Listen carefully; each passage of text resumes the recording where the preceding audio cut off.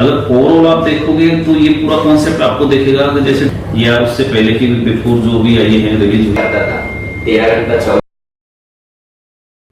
Sir बोलते हैं कि ये एप्लीकेशन वाला है तो ये मतलब ज्यादा दिन नहीं चलेगी और ये डायरेक्ट सेलिंग नहीं है बोलते हैं सर, तो इसका आप जवाब दीजिए मुझे, मैं क्या बोलूं लोगों को। बिल्कुल मैम, देखो होता क्या है, जैसे आपने देखा होगा अकॉर्डिंग टू गाइडलाइन अगर बात करें, जो लेटेस्ट गाइडलाइन की बात कर लेते हैं या उससे पहले की बिफोर जो भी आई है रिलीज हुई है उससे पहले की भी आप देख पाओगे कि वहाँ पर सर्विस एंड प्रोडक्ट्स दोनों दिए हुए हैं, यानी कि डायरेक्ट सेलिंग के थ्रू। अभी आपको मैं एक लेटेस्ट चीज बताऊं, जैसे इसको एमसीए अभी मॉनिटर नहीं कर रहा है, इसको कर रहा है एनसीएच, नेशनल कंज्यूमर हेल्पलाइन।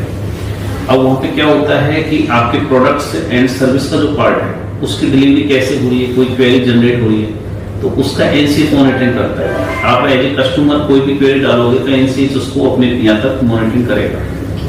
रहा डायरेक्ट सेलिंग के अंदर सर्विसेज भी अपन सेल कर सकते हैं, प्रोडक्ट्स भी कर सकते हैं जो गवर्नमेंट गाइडलाइन के अनुसार, मतलब स्पेसिफिक फिर कोई ऐसा प्रोडक्ट जो आप नहीं बेच सकते, जैसे कि ड्रग्स हैं या पेट्रोल है या कई चीजें ऐसी हैं, उनको छोड़ के आप सारी जो भी प्रोडक्ट्स हैं जो उसमें मेंशन नहीं है वो सारे प्रोडक्ट आप यहाँ पे यानी कि कोई भी कंपनी कोई प्लेटफॉर्म सेल कर सकते हैं। अब रहा डायरेक्ट सेलर कौन है, डायरेक्ट सेलिंग कंपनी क्या है, एंटिटी जो होती है, एंटिटी के अंदर सारे आते हैं, वो डायरेक्ट सेलर भी है, डायरेक्ट सेलिंग कंपनी भी है।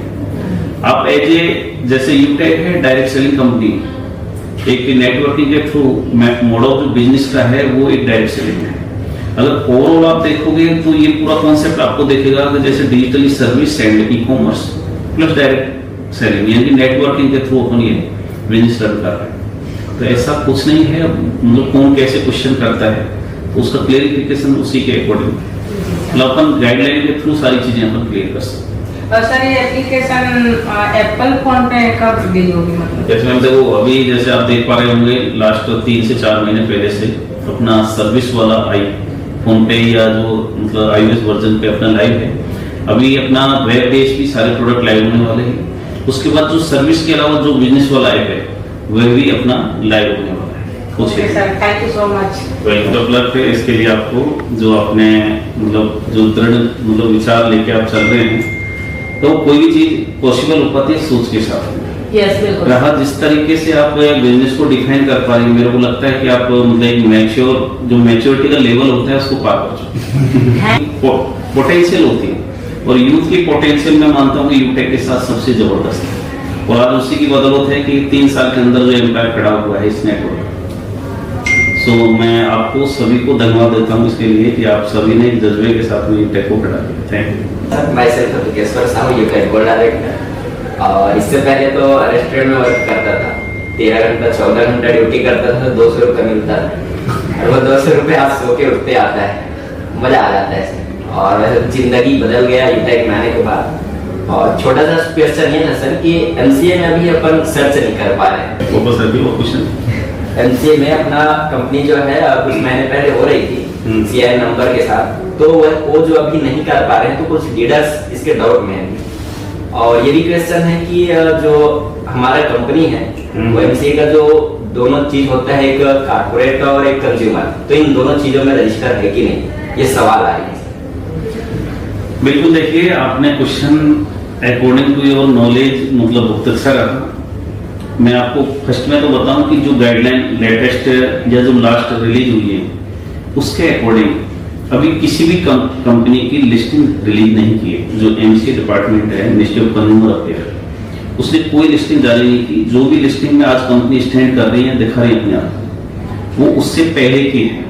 तो जिस टाइम यानी कि जो लिस्ट रिलीज हुई थी उस टाइम यूटेक का एक इजाद नहीं हो पाया था, मतलब जो कोरोना टाइम है उससे पहले की, यानी कि अपना जो एस्टेब्लिशमेंट रहा है वो कोरोना टाइम में रहा है। 30 दिसंबर 2020 को जो भी लिस्ट जारी हुई वो उससे पहले के जिनके सबमिशन थे उनकी लिस्टिंग जारी थी। और जिस दिन ये लेटेस्ट गाइडलाइन रिलीज हुई है यानी एप्लीकेबल हुई है, उसके बाद में उनसे पहले की जो भी लिस्टिंग थी वो 0 थी। यानी कि अभी किसी भी कंपनी का, चाहे इवन 20 साल पहले की कंपनी है, चाहे वो 10 महीने पहले की कंपनी है, उनका सबमिशन मांगा है, उनके अकॉर्डिंग अभी लिस्टिंग डिपार्टमेंट के जारी नहीं की।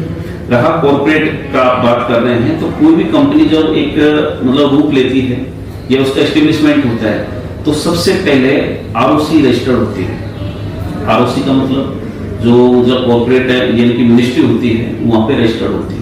तो कोई भी कंपनी हो, चाहे वो एमसी गाइडलाइन के अकॉर्डिंग चल रही है या ई कॉमर्स बेस से किसी भी कॉन्सेप्ट में है, वो फर्स्ट में रजिस्ट्रेशन वहीं पे होता है। उसका आप सीआईएन नंबर के थ्रू आप आरओसी के अंदर सीआईएन नंबर देख सकते हैं। यानी कि सबसे पहला जो काम होता है एक कंपनी रजिस्टर्ड होने का, वो सीआईएन रजिस्टर्ड होने के बाद होता है।